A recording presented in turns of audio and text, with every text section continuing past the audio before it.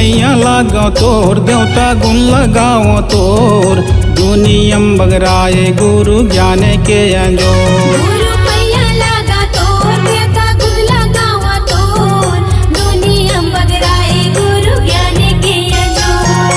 दुनियम बगराए गुरु ज्ञान के अंजोर। दुनियम बगराए गुरु ज्ञान के अंजोर। दुनियम बगराए गुरु ज्ञान के अंजोर। दुनियम बगराए गुरु ज्ञान के अंजोर। गुरु पैया लागो तोर देवता गुण लगाओ तोर। दुनियम बगराए गुरु ज्ञान के अंजोर। गुरु पैया लागा तोर देवता गुण लगावा तोर। दुनियम बगराए गुरु ज्ञान के अंजोर।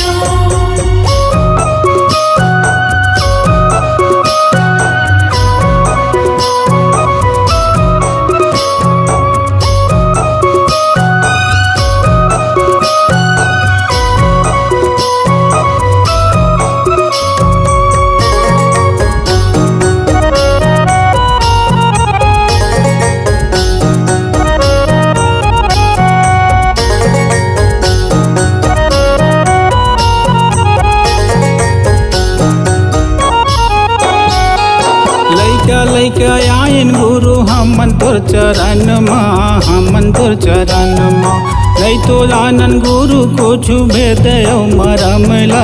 भेद मरमला लैका लैका आइन गुरु हमन तोर चरण माँ। हमन तोर चरण माँ नहीं तो जानन गुरु कुछ भेद मरमला। भेद मरमला ओहत हवे ज्ञान के गंगा।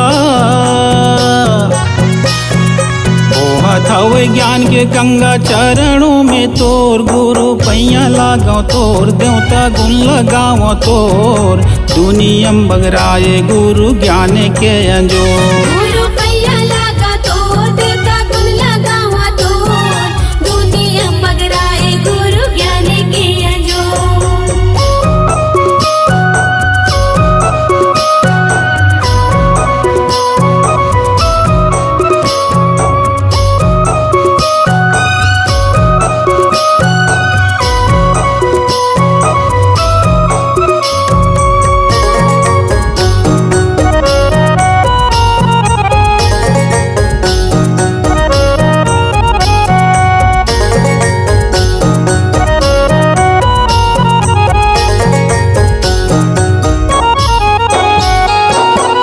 मुनि देवता सब तोरे गुण लगाए हैं। तोरे गुण लगाए हैं सत धर्म के खातिर अपन तन लत पाए हैं। तन लत पाए हैं ऋषि मुनि देवता सब तोरे गुण लगाए हैं। तोरे गुण लगाए हैं सत धर्म के खातिर अपन तन लत पाए हैं। तन लत पाए हैं नहीं तो पावे पार कोनो।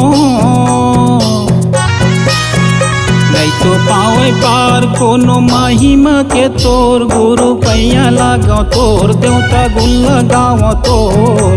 दुनियम बगराए गुरु ज्ञान के अंजोर। गुरु पैया लागा तोर देवता गुण लगावा तोर। दुनियम बगराए गुरु ज्ञान के अंजोर। दुनियम बगराए गुरु ज्ञान के अंजोर। दुनियम बगराए गुरु ज्ञान के अंजोर। दुनियम बगराए गुरु ज्ञान के अंजोर।